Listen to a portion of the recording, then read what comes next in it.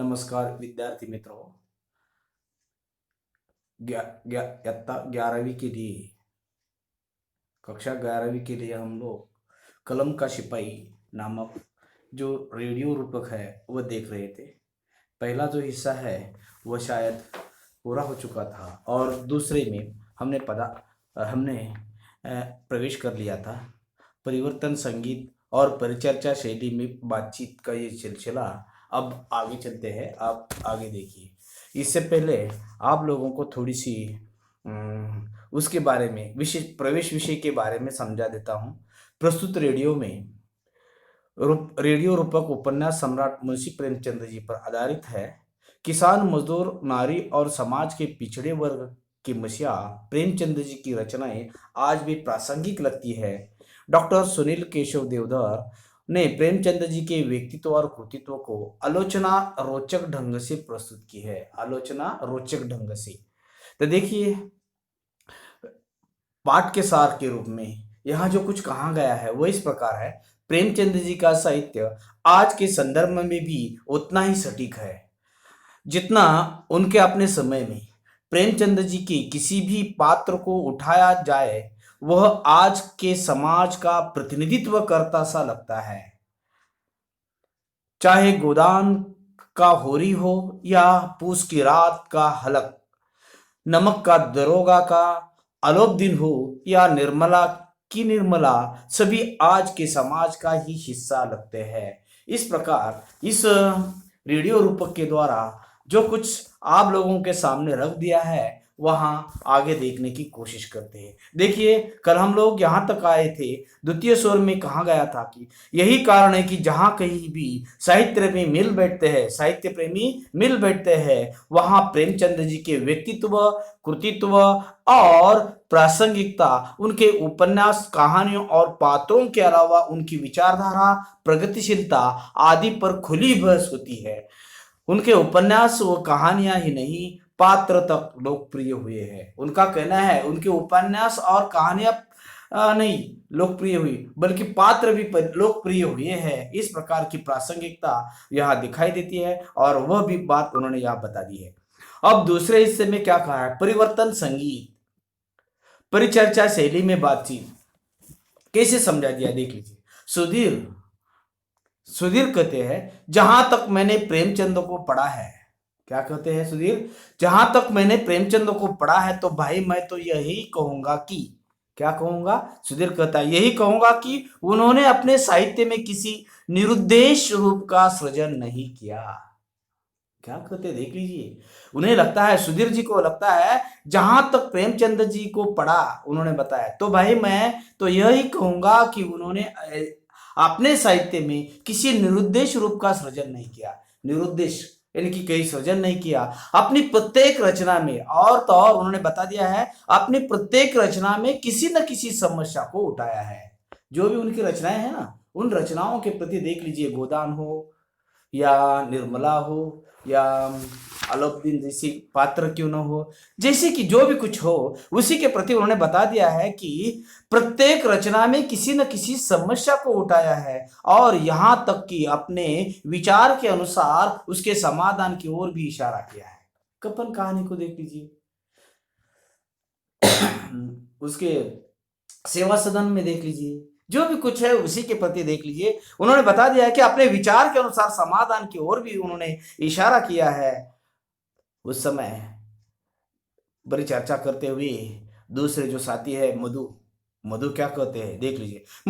सुधीर और मधु के बीच में, सुधीर, मधु, संजय, उन्हीं के बीच में जो चर्चा चली जा रही है, उसी के बीच में जो कुछ वार्तालाप होता है, जो चर्चा हो रही है वो इस प्रकार है। मधु कहता है मैं आपका विचार से सहमत हूं। मधु भी कहता है मैं आपके विचार से सहमत हूं, मगर एक बात मेरे देखने में आती है। देखिए, उन्होंने बता दिया है कि मैं आपके विचार से बिल्कुल सहमत हूं, मगर एक बात मेरे देखने में आती है कि प्रेमचंद स्वयं देहात में पले। एक बात मुझे जरूर याद आती है या समझ में आ जाती है कि प्रेमचंद जी है स्वयं देहात में, यानी कि खेड़ा, जिसे मराठी में हम क्या कहते हैं, ग्रामीण भागात, खेड्यामध्ये उन्होंने बता दिया कि आती आती है कि प्रेमचंद स्वयं देहात में पले, देहात में यानी कि ग्रामीण इलाकों में उनका पालन पोषण, रहन सहन, वो सब कुछ। पले पैदा भी हुए, पले भी नहीं, उसका पालन पोषण वहां नहीं हुआ, वहां पैदा हुए और गरीबी में जिए, और उनके उपन्यासों में देहाती जीवन का ही चित्रण है। गरीबी में पले, जहां उनकी जहां उन्होंने देखा, जहां अनुभव कर लिया, वही उनके उन्हीं उन्हीं के उन्हीं के उपन्यासों में यानी कि देहाती जीवन का चित्रण दिखाई देता है। चाहे उनका उपन्यास गोदान हो या कहानियों में कफन, अभी अभी मैंने जो बोला था ना, जहां उनका जो उपन्यास हो गोदान हो या कहानियां में कफन, ईदगाह, बूढ़ी काकी, कहिए संजय जी आपका क्या ख्याल है। और ये कहते कहते उन्होंने उदाहरण देते हुए बता दिया, कफन देख लीजिए, ईदगाह नामक कहानी देख लीजिए, बूढ़ी काकी नामक कहानी, उसमें जो कुछ दिखा दिया है या प्रत्यक्ष अनुभूति या देहाती इलाकों का वर्णन या सब सचमुच समस्याएं प्रश्न उठाए हुए हैं। और यही बात उन्होंने बता दी है। कहिए संजय जी आपका क्या ख्याल है। तो संजय जी चर्चा में हिस्सा लेते हुए कहते हैं, हाँ यह बात तो सच है, यह बात तो सच है कि मुख्य चित्रण तो ग्रामीण जीवन का है। मुख्य चित्रण तो ग्रामीण जीवन का ही है, मगर प्रतिज्ञा ग्रामीण जीवन का है। लेकिन उन्होंने उदाहरण दिया है, किसने, संजय ने, मगर प्रतिज्ञा, निर्मला और सेवा सदन कुछ ऐसे उपन्यास है। कौन से, प्रतिज्ञा, निर्मला और सेवा सदन कुछ ऐसे उपन्यास भी है जो मुख्यतः शहरी जीवन को लेकर ही चलते हैं। देखिए, ग्रामीण इलाकों, देहाती इलाकों के बारे में बता दिया, कपल, ईदगाह, बूढ़ी काकी, परंतु संजय ने जवाब देते हुए बताया, यह बात सच है कि मुख्य चित्रण तो ग्रामीण जीवन का ही है, मगर प्रतिज्ञा हो, निर्मला हो और सेवा सदन कुछ ऐसे उपन्यास भी जो है मुख्यतः शहरी जीवन को लेकर ही चलते हैं। देख लीजिए उनकी प्रासंगिकता, जो कुछ कहानी, जो कुछ उन्होंने बता दिया है वो इस प्रकार का है कि कई और देहाती लगते हैं तो कई और हमें शहरी जीवन को भी वे लेकर चले हुए दिखाई देते हैं। है ना कि सभी स्थानों पर, सभी ठिकानों पर उनकी प्रासंगिकता, उसकी कलम चली है, ऐसा मुझे लगता है। मधु कहता है आपने निर्मला उपन्यास का नाम लिया तो। इसी बीच संजय कहता है, सॉरी, मधु कहता है आप निर्मला उपन्यास का नाम लिया तो मुझे प्रेमचंद्र जी की नारी के प्रति क्या दृष्टिकोण है, प्रेमचंद्र जी का नारी के प्रति क्या दृष्टिकोण है, वे उसे कैसा प्रस्तुत करते हैं, इस बारे में भी थोड़ा ख्याल आ गया। बातों बातों में चर्चा करते हुए में बीच में ही संजय जी ने निर्मला उपन्यास का जिक्र किया तो वो कहते हैं, कौन कहते हैं, मधु जी कहते हैं, हाँ आपने निर्मला उपन्यास का नाम लिया तो मुझे प्रेमचंद्र जी की नारी के प्रति दृष्टिकोण, वो उसे कैसे प्रस्तुत करते हैं, इस बारे में थोड़ा ख्याल आ गया।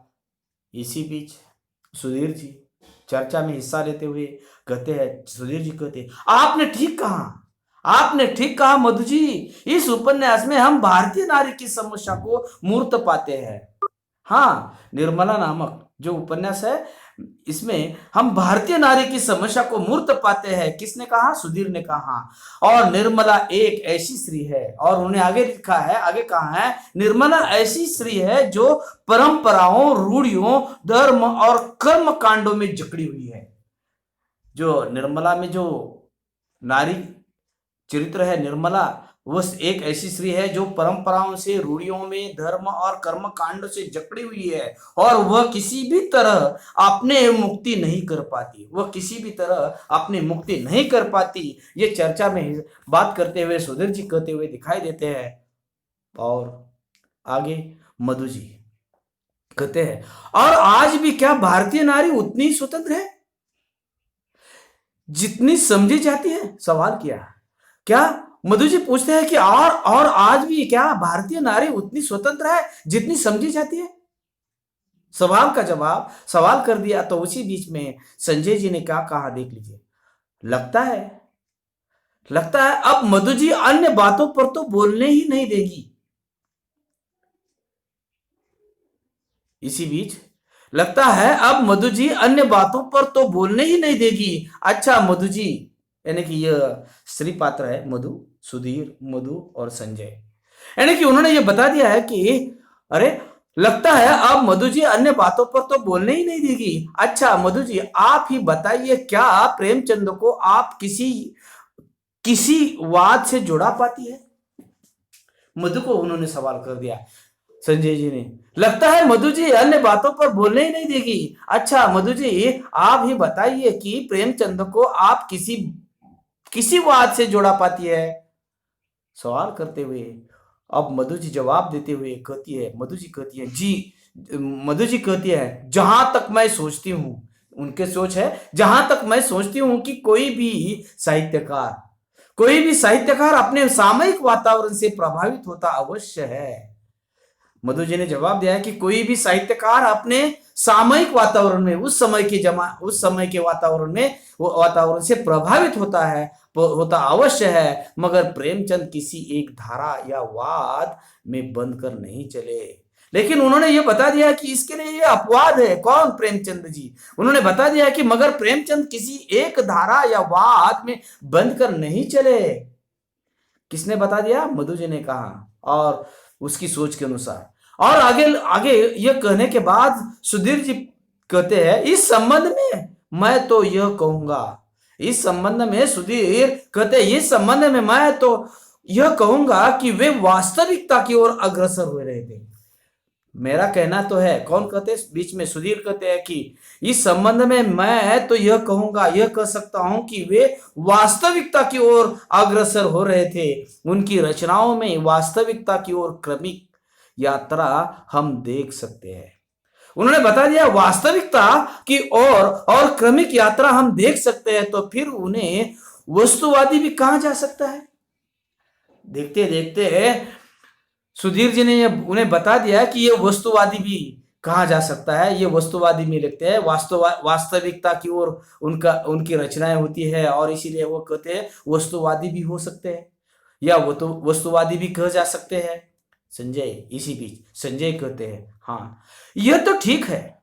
इसी बीच संजय क्या कहता है, बातों बातों में कह उठते हैं कि हाँ यह तो ठीक है, ठीक ही है। इसी में परिवर्तन दिखाई देता है। परिवर्तन में सूचक ध्वनि प्रभाव करती है, यानी कि ध्वनि की आवाज निकलती है। और इसी बीच प्रथम स्वर, फिर प्रथम स्वर की बात आती है। प्रथम स्वर, प्रेमचंद ने मनोरंजन या झूठे सपने के संबंधित जिज्ञासा, प्रेमचंद ने मनोरंजन या झूठे सपने संबंधी जिज्ञासा शांत करने के लिए उपन्यास कहानियों की रचना नहीं की। प्रथम स्वर कह उठता है कि प्रेमचंद जी ने मनोरंजन या झूठे सपने संबंधी जिज्ञासा शांत करने के लिए उपन्यास और कहानी की रचना नहीं की। और इसी बीच द्वितीय स्वर कह उठता है, कला के बारे में उनकी भावना उदात्त थी। इसी बीच कला के भावना, द्वितीय स्वर कह उठता है, या द्वितीय स्वर का कहना है कि कला के बारे में उनकी भावना उदात्त थी। जीवन की सामाजिक और आर्थिक समस्याओं के संबंध में, जीवन की सामाजिक और आर्थिक समस्याओं के संबंध में उनके जो विचार थे, क्या थे? सामाजिक और आर्थिक समस्याओं के संबंध में उनके जो विचार थे, उनको व्यक्त करने का साधन ही वह कला को मानते थे। व्यक्त करने का साधन ही वह कला को मानते थे। इस प्रकार द्वितीय स्वर का कह उठना या समझा देना हमें उचित लगता है या नहीं, ये देखना जरूरी है और देखना जरूरी है। तो इसी बीच प्रथम स्वर कह उठता है, वे सामाजिक और आर्थिक समस्याओं को प्रमुखता देते हैं। वे क्या करते हैं? सामाजिक और आर्थिक समस्याओं को प्रमुखता देते हैं, प्रधानता देते हैं, प्रमुख मानते हैं। और वे समस्याएं, उनके वर्णन, और ये समस्या जो होती है ना, उनके वर्णन, पात्र, कथा वस्तु या कहानी की अन्य तत्वों पर शासन करती है। मतलब उनका कहना है ये जो समस्याएं होती है ना, उनके वर्णन, पात्र, कथा वस्तु या कहानी अन्य तत्वों पर शासन करती है, शासन करती है। वे सामाजिक जीवन के चितेरे हैं। वे कौन से है? सामाजिक जीवन का चित्रण करने वाले चितेरे हैं। उनका मूल उद्देश्य उस समाज के क्रमिक विकास, उनका मूल उद्देश्य क्या होता है? उस समाज के क्रमिक विकास के दर्शन कराना है, जो सामाजिक रूढ़ियों पर आधारित है, उनको विकास करना है। और इसी बीच द्वितीय स्वर, वे एक ऐसी समाज व्यवस्था का निर्माण करना चाहते हैं वे ऐसी एक समाज व्यवस्था का निर्माण करना चाहते हैं जिसमें जरूरतें पूरी करने की, जिसमें क्या जरूरतें पूरे करने के अवसर होंगे, जरूरतें पूर्ण जरूरत जो जो आवश्यक है, जरूरत है वह पूरी करने के अवसर प्राप्त होंगे और विकास की सुविधाएं भी, अवसर भी मिलेगा और विकास की सुविधाएं भी। इसी इसी सामाजिक उद्देश्य से उनका चिंतन प्रेरित था, और इसी सामाजिक उद्देश्य से उनका जो चिंतन था, मनन था, वह प्रेरित था और कला अनुप्राणित थी। और इतना ही नहीं, प्रेरित था, प्रेरणा थी, और कला कैसी थी, अनुप्राणित थी। प्रथम स्वर कह उठता है उन्होंने साहित्य, समाज और राजनीति के क्षेत्र में, उन्होंने क्या कहा है, उन्होंने साहित्य, समाज और राजनीति के क्षेत्र में जो क्रांति का बीज बोया था, जो क्रांति किस में, साहित्य, समाज और राजनीति के क्षेत्र में जो क्रांति का बीज बोया था, क्रांति का बीज बोया था, वह आज प्रस्फुटित हो चुका है, जो आगे चलकर विशाल वट वृक्ष में परिणत होगा। यह उन्होंने बता दिया कि प्रस्फुटित होगा है, यह बीज बोया था वह आज प्रस्फुटित हो चुका है, जो आगे चलकर विशाल वट वृक्ष में परिणत होगा, जिसकी छाया में सुखी राष्ट्र का निर्माण होगा। और इस वट वृक्ष की छाया में यह सुखी राष्ट्र का निर्माण होगा, यह व्यक्त करते हैं। उनके साहित्य में जागृति की औषधि है। उनका कहना है कि उनके साहित्य में लोगों को जागृति करने की औषधि है, जिसके नींव पर साहित्य का विशाल भवन खड़ा होगा। उनका कहना है साहित्य में जागृति की औषधि होने के साथ जिसकी नींव पर साहित्य का विशाल भवन खड़ा होगा, नींव यानी कि पाया, जिसकी साहित्य पर विशाल भवन खड़ा होगा। द्वितीय स्वर कह उठता है प्रेमचंद, इसमें द्वितीय स्वर कह उठता है प्रेमचंद का साहित्य कालजयी नहीं। और उन्होंने यह भी बता दिया है कि प्रेमचंद जी का साहित्य कालजयी नहीं, वे स्वयं भी कालजयी है। उन्होंने बता दिया है कि प्रेमचंद का साहित्य ही कालजयी नहीं, वे स्वयं भी कालजयी है। यानी कि वे कौन कालजयी है, काल पर विजय प्राप्त करने वाले ये कौन है, साहित्य नहीं, वे स्वयं कालजयी है। संगीत के ध्वनि प्रभाव के समाप्त होती हुई दिखाई देती है। मोहन से महात्मा तथा अन्य रूपक, रेडियो रूपक संग्रह से यह रचना हमने देखने का प्रयास किया। यहाँ तक द्वितीय परिवर्तन के साथ प्रथम स्वर और द्वितीय स्वर की जो कोई बातें हुआ करती है रेडियो रूपक के द्वारा, उन्हीं के बारे में यहाँ जो कोई कहना उचित था। जैसे कि अब आप लोगों ने देखा था कि वे कैसे है कालजयी, स्वयं कालजयी बन गए हैं, और ये दिखा दिया है कि उनकी जो रचना है प्रासंगिक है और साहित्य द्वारा जीवन के मूल तत्वों को, सत्य को सामंजस्य प्रश्न दृष्टि से प्रस्तुत करने का उन्होंने प्रयास किया है, और साथ ही साथ सामाजिक आर्थिक दृष्टि के प्रति भी विकास की दिशा प्रदान करना ही उनकी साहित्य रचनाओं का उद्देश्य रहा है। यह दिखाने का रेडियो रूपक के द्वारा यह समझाने का प्रयास सुनील केशव देवधर जी ने आप लोगों को दिखा दिया है, कह दिया है। यहाँ तक ये जो कोई रचना है हम यहाँ इस तरह प्रस्तुत करते हुए आप लोगों के सम्मुख रखते हुए समाप्त करते हैं। अब जो कुछ उसी के प्रति जो सवाल, उसी के प्रति जो जवाब है, वह बाद में स्वाध्याय के रूप में हम अगले पीरियड में लेने की कोशिश करेंगे। धन्यवाद।